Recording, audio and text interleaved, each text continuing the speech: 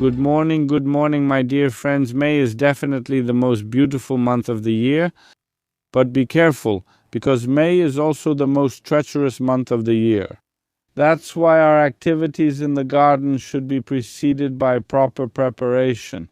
And that's why today I'm going to tell you about 7 activities, things that we can do in the garden in May.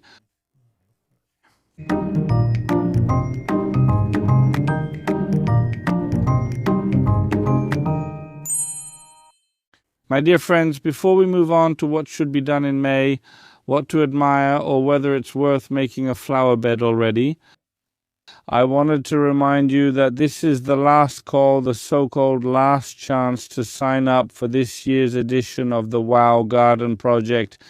I'm waiting for your applications only until May 5th, so quickly get to your computer and send in your application. You can find instructions in this video's description. The first thing, and for many people the most important, is planting ornamental plants in pots and, for example, planting vegetables in May. Why? Well, because we wait until the last moment so that the weather is better. Therefore, it's very important to properly prepare the potting mix we'll use for these plants. If you're using potting mix from previous years, check what condition it's in. If it's already a bit depleted, you should enrich it, for example, by adding basalt meal, some granulated manure, vermiculite or perlite, and mix it all together. Only then should you start planting. What does a lawn look like in May, and what's going on in May? What to do with the lawn? Listen, if the previous months, March and April, were colder like this year, then very often the beginning of May, this is the last moment to do lawn scarification. But it's the last chance, because in May the lawn starts to grow very quickly and intensively. That's why it's important to mow it often enough. But to mow it properly, remember in May the sun is already really strong. That's why if you cut it down to 4 cm, it might happen that the May sun will scorch some of the blades of your lawn, and it will be harder for it to recover. So cut it at 5 to 6 centimeters. And definitely remember that you can actually fertilize your lawn for a longer period now, Absolutely.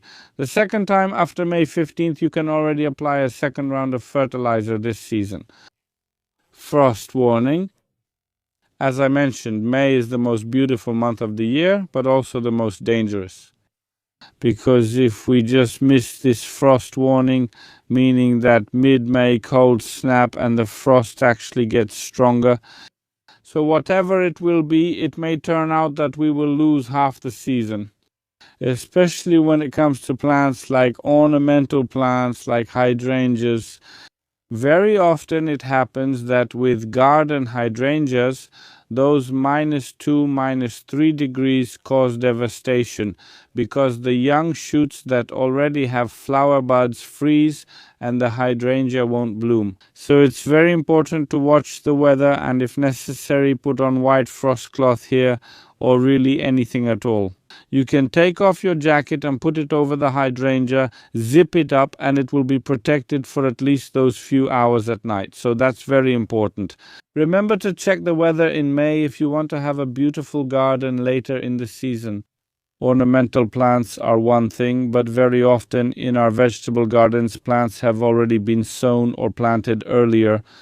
And we look at the forecast, it's going to be -4, -5. What should we do? Quickly, we grab some frost cloth and cover them. Or if you have some smaller spaces, like here I have, look, radishes, they're already starting to grow beautifully. I can use, for example, various containers like these and, for example, put 2 next to each other. In my case, I have boards here separating the spaces, so it's nice to place them on these boards. And if I do it in the evening, then calmly, let's say after 8 or 9 in the morning, I can already take it off, because it will protect me from those frosts. If you plant something in your vegetable garden in specific spots, like I have this grown lettuce here, and I will plant it here spot by spot, 1, 2, 3, 4. And I'm also worried that if it came out of the greenhouse and then a frost came right away, it would freeze. That's why I plant it at such distances so that I can easily cover it here, and later I can, for example, cover it. Look, not with something elongated like with this radish, because not everyone has something like that, but everyone has, for example, pots like these after planting different plants. And in the evening we can just cover it up and nothing will happen to it here for sure. In May, the time finally comes when we can plant tomatoes, cucumbers, beans, zucchini, or other plants directly into the ground. And I actually have the comfort of preparing seedlings in advance, and I don't sow directly into the ground. Most often I transplant these already grown plants, like the ones I have here. And what's important then? Once the frost has passed, which is after May 15th, it's important to give these plants a good start in their new spot. So we dig a hole of the right size and immediately add fertilizer there. If, on the other hand, we already have something actually planted earlier, we also start fertilizing intensively now. So that's another point to remember in May. And about what to fertilize with, what to fertilize, in what amounts, and why we fertilize, I'll tell you in the next episode, so I warmly invite you to watch it. Perennial and herb plantings on the terrace. Listen, for several years now I've been promoting the idea of adding herbs to pots with seasonal plants, the kind you put on the terrace. It works really well for me because herbs have a great scent and color, they often repel insects, and they really go well together. This year I also suggest that you plant more perennials in such arrangements. Here, for example, I have a combination of sedum with grass that I made last year. And look, with ornamental grass, and see how great it looks. I don't really need to plant anything else. Every year these pots look nice. Of course, I can swap something out, but there's no need to put seasonal plants in there. Of course, I'm not saying this to tell you not to plant annuals, but I'm giving you a suggestion here to maybe use some perennial plants for part of your arrangements. Here I have an example that I showed in one of the previous episodes. It's already starting to grow, and that's also a great example. And I also bought some phlox that I would like to plant in pots like these, which beautifully decorate my terrace in early spring.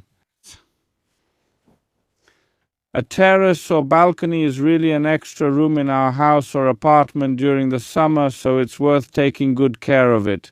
So already in May, you can start bringing things out. You can start bringing out decorations, cushions, refreshing what we have, like our lounge furniture and tables, and start putting together your first terrace decorations.